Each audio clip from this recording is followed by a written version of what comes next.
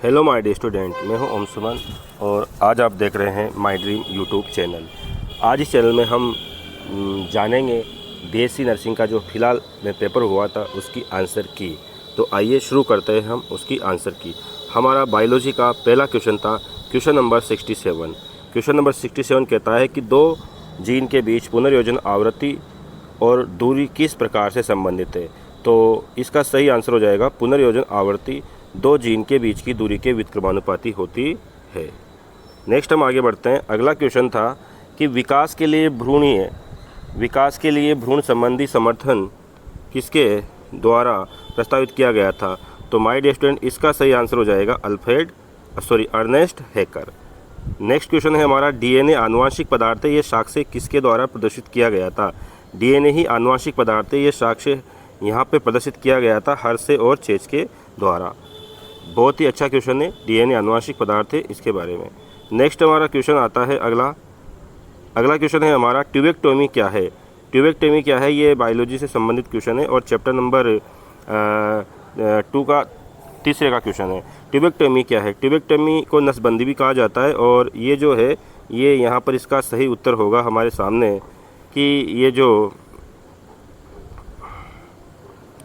Fallopian tube है उस fallopian tube का छोटा सा हिस्सा निकाल दिया जाता है या बांध दिया जाता है, इसको बोलते हैं ट्यूबेक्टोमी।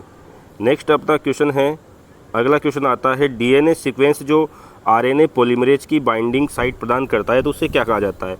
तो उस साइट को बोला जाता है माय डियर स्टूडेंट, उसको कहा जाता है प्रमोटर साइट। नेक्स्ट हमारा क्वेश्चन आता है मानव जीनोम परियोजना के अनुसार मानव डीएनए में लगभग कितने क्षार युग्म होते हैं। तो इसका सही आंसर हो जाएगा माय डियर स्टूडेंट 3000 से 4000। तो इसका सही उत्तर हो जाएगा 30,000 से 40,000 क्षार जीन। ठीक है। नेक्स्ट हम बात करते हैं अगला वाला प्रश्न, निम्नलिखित में से कौन सा एक ऑटोसोमल गुणसूत्र से जुड़ा अप्रभावी विकार है। तो इसका सही उत्तर हो जाएगा हमारे सामने, इसका सही उत्तर हो जाएगा थैलेसीमिया। नेक्स्ट अगला क्वेश्चन आता है हमारा कौन सी कोशिका एंड्रोजन स्त्राव के लिए जिम्मेदार है। कौन सी ऐसी कोशिका है जो एंड्रोजन का स्त्राव करते हैं। एंड्रोजन का मतलब होता है यहाँ पर टेस्टोस्टेरोन। तो डियर स्टूडेंट ये भी इसका आंसर है टेस्टोस्टेरोन, ये आंसर है। नेक्स्ट अपना क्वेश्चन आता है 75 क्वेश्चन नंबर है कि निम्नलिखित में से कौन सी कोशिकाएं सीधे एचआईवी से प्रभावित होती है। तो इसका सही उत्तर हो जाएगा मैक्रोफेज कोशिकाएं सीधे एचआईवी से प्रभावित होती है, क्योंकि जब भी एचआईवी वायरस हमारी बॉडी में एंट्री करता है तो मैक्रोफेज यानी वृत्त भक्षकाणु कोशिकाओं को खाता है। नेक्स्ट चलते हैं क्वेश्चन नंबर 76, कौन सा नियम बताता है कि युग्मक निर्माण के दौरान एलील जोड़े अलग हो जाते हैं। अलग का मतलब होता है पृथक्करण, इसी समझ जाएगा हमारा ये पृथक्करण का नियम, ये इसका सही आंसर हो जाएगा। नेक्स्ट है क्वेश्चन नंबर 77, निम्नलिखित में से कौन सा कोडोन मिथ्योनिन को कोड करता है। तो मिथ्योनिन को कोड करने वाला है AUG और UAA ये फिनाइल एलेनिन को कोड करता है। ठीक है, इस तरह से ये हमारा 77 क्वेश्चन है। क्वेश्चन नंबर 78 भी डीएनए से संबंधित है, बहुत ही शानदार क्वेश्चन है। डीएनए पर निर्भर डीएनए पॉलीमरेज किस दिशा में नए स्ट्रैंड पॉलीमराइजेशन को उत्प्रेरित करता है। तो इसका सही उत्तर हो जाएगा 5 एंड से 3 एंड दिशा में यह प्रेरित करता है। ठीक है। नेक्स्ट अगला क्वेश्चन आता है निम्नलिखित में से कौन सा कारक अनुलेखन प्रक्रिया की समाप्ति के लिए जिम्मेदार है। अनुलेखन प्रक्रिया की शुरुआत के लिए सिग्मा कारक जिम्मेदार होता है, जबकि अनुलेखन प्रक्रिया की समाप्ति के लिए जो जिम्मेदार कारक होता है उस कारक को कहा जाता है रो कारक। ठीक है। तो अगला क्वेश्चन नंबर 80, निम्नलिखित में से कौन सा मोनोसोमी का उदाहरण है। मोनोसोमी का मतलब होता है कमी होना, एक गुणसूत्र की सेट की कमी। इसका उत्तर हो जाएगा टर्नर सिंड्रोम, क्वेश्चन नंबर 80 का आंसर। क्वेश्चन नंबर 81, निम्नलिखित में से कौन सा हार्मोन ओव्यूलेशन के लिए जिम्मेदार है। ओव्यूलेशन का मतलब यहाँ पे जानना होगा, ओव्यूलेशन का मतलब क्या होता है। ओव्यूलेशन का मतलब होता है डियर स्टूडेंट अंडोत्सर्ग का होना। ओव्यूलेशन का मतलब होता है अंडोत्सर्ग। तो अंडोत्सर्ग का सही उत्तर हो जाएगा हमारा ल्यूटिनाइजिंग हार्मोन। तो ल्यूटिनाइजिंग हार्मोन ही ओव्यूलेशन के लिए जिम्मेदार होता है। नेक्स्ट अगला क्वेश्चन आता है 82। क्वेश्चन नंबर 82 कहता है कि हिस्टोन प्रोटीन में प्रचुर मात्रा में कौन विद्यमान होता है। तो हिस्टोन प्रोटीन में प्रचुर मात्रा में जो एमिनो एसिड होते हैं उन एमिनो एसिड का नाम है यहाँ पर लाइसिन और अर्जिनिन। बहुत ही शानदार पेपर था आपका बीएससी नर्सिंग का, उम्मीद है आप इसको शेयर भी करिए वीडियो को। नेक्स्ट अगला क्वेश्चन है शहद की मक्खी में लिंग निर्धारण के दौरान अनिषेचित अंडे से क्या बनता है? अनिश्चित अंडे से बनता है भाई यहाँ पर ड्रोन बनता है भाई। क्या बनता है? ड्रोन। रानी जो होती है वो निषेचित अंडे से बनती है। श्रमिक वगैरह ये भी निषेचित से बनता है, रानी और श्रमिक दोनों नहीं। तो इसका सही उत्तर हो जाएगा अनिषेचित अंडे से केवल और केवल यहाँ पर ड्रोन बनता है। नेक्स्ट अगला क्वेश्चन है, डीएनए की संख्या को बढ़ाने के लिए निम्न में से कौन सी तकनीक का इस्तेमाल किया जाता है? ये आपके बायोटेक्नोलॉजी का क्वेश्चन है। उस तकनीक का नाम है डियर स्टूडेंट पीसीआर। अगला क्वेश्चन आता है हमारा, एक ही कार्य के लिए विकसित होने वाली विभिन्न संरचनाएं, इस प्रकार के विकास को क्या कहा जाता है? एक ही कार्य हो और विभिन्न संरचनाएं हो, ठीक है ना, संरचना अलग अलग हो, कार्य एक ही हो, ऐसे विकास को हम बोलते हैं अभिसारी विकास।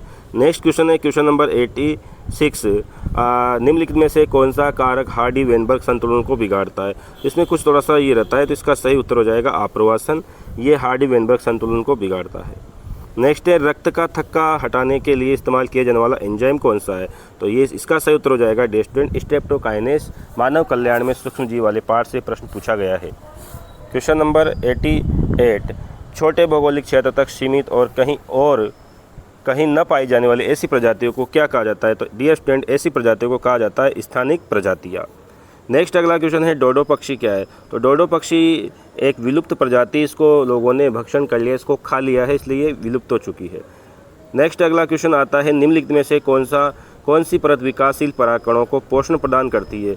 और ये बहुत ही शानदार क्वेश्चन है, विकासशील परागकणों को पोषण प्रदान करती है, ठीक है। विकासशील परागकणों को जो पोषण प्रदान करती है उस परत का क्या नाम है? तो उस परत का नाम डियर स्टूडेंट टेपिटम, विकासशील परागकणों को पोषण प्रदान करती है। माइक्रोस्पोरम प्रजाति से संबंधित कवक निम्नलिखित में से निम्नलिखित का कारण बनता है? तो इसका सही उत्तर हो जाएगा माइक्रोपोलिस्पोरम। ये यहाँ पर क्या नाम से हमारे दाद वगैरह, खुजली वगैरह करता है। बीटी टॉक्सिन को इनकोड किया जाता है, बीटी टॉक्सिन को इनकोड किया जाता है क्राइजीन के द्वारा। नेक्स्ट अगला क्वेश्चन आता है, पहली ट्रांसजेनिक गाय रोजी ने कौन सा मानव प्रोटीन संबंध दूध उत्पादन किया था? इसका सही उत्तर हो जाएगा मानव अल्फा लेक्ट एल्बुमिन, इसका सही उत्तर हो जाएगा। नेक्स्ट अगला क्वेश्चन आता है, निम्नलिखित में से कौन सी एक्स सीटू संरक्षण विधि है? तो इसका सही उत्तर हो जाएगा इन सीटू। ये सब के सब इन सीटू है, ये सब के सब क्या है यहाँ पर इन सीटू है, ये भी इन सीटू है, इन सीटू है, स्वस्थानीय संरक्षण। बाकी ये जो है ये एक्स सीटू यानी बहिस्थानीय संरक्षण है। नेक्स्ट अगला है, परिपक्वता पर एक एंजियोस्पर्म भ्रूण थैली होती है। परिपक्व भ्रूण थैली में क्या होता है? तो ये इसका छोटा सा डायग्राम भी यहाँ बना हुआ है, देखिए। भ्रूण थैली में क्या क्या होता है? भ्रूण थैली में 8 केंद्रक युक्त 7 कोशिकाएं होती है। 8 केंद्रक, 1 2 3 4 5 6 7 8 और 6 कोशिकाएं। तो इस तरह से ये प्रश्न है। नेक्स्ट अगला क्वेश्चन आता है अपना, आगे बढ़ते हैं। समुद्र में बायोमास का पिरामिड होता है। समुद्र में बायोमास का पिरामिड सदैव उल्टा होता है। इकोसिस्टम से पूछा गया प्रश्न है। नेक्स्ट अगला प्रश्न की तरफ हम बढ़ते हैं। अगले प्रश्न की तरफ हम बढ़ते हैं। कोकेन निम्नलिखित में से किस न्यूरोट्रांसमीटर के साथ हस्तक्षेप करता है? तो उस न्यूरोट्रांसमीटर का नाम है डोपामिन, जो हमारे दिमाग को न्यूरोट्रांसमीटर को ख़राब कर देता है, यानी हमारे तंत्रिका न्यूरोमस्कुलर जंक्शन होता है उसको डिस्टर्ब कर देता है। अगला प्रश्न आता है हमारे, वह अंतःक्रिया जिसमें एक प्रजाति को लाभ होता है और दूसरी प्रजाति को न लाभ होता है और न हानि होती है, क्या कहलाती है? इसका सही उत्तर हो जाएगा केमेंसेनिज्म। यह सही उत्तर है। नेक्स्ट है, साइक्लोपोरिन ए निम्न रूप में कार्य करता है। तो साइक्लोपोरिन एक इम्यूनोसप्रेसेंट है, ये हमारी प्रतिरक्षा निरोधक बोला जाता है इसको, यह है यहाँ पर। अगला क्वेश्चन है, केचुआ किसका उदाहरण है? केचुआ एक तरह से सर्वाहारी का उदाहरण है, यहाँ पर सभी प्रकार की चीज़ों को ये खाता है। उम्मीद है आपको बीएससी नर्सिंग का ये जो सॉल्यूशन ये समझ में आया होगा। ये अपने बाकी दोस्तों में शेयर कीजिए ताकि वो अपनी तैयारी को पुख्ता कर सके, अपना पेपर कैसा गया उसको जान सके। और माई ड्रीम जो यूट्यूब चैनल है वो बहुत ही अच्छी तरह से आपको ये समझाया है, और माई ड्रीम यूट्यूब चैनल पर आपको इसी तरह से कई प्रकार के पेपर के सॉल्यूशन मिलते रहिए। तो अपने दोस्तों को ये वीडियो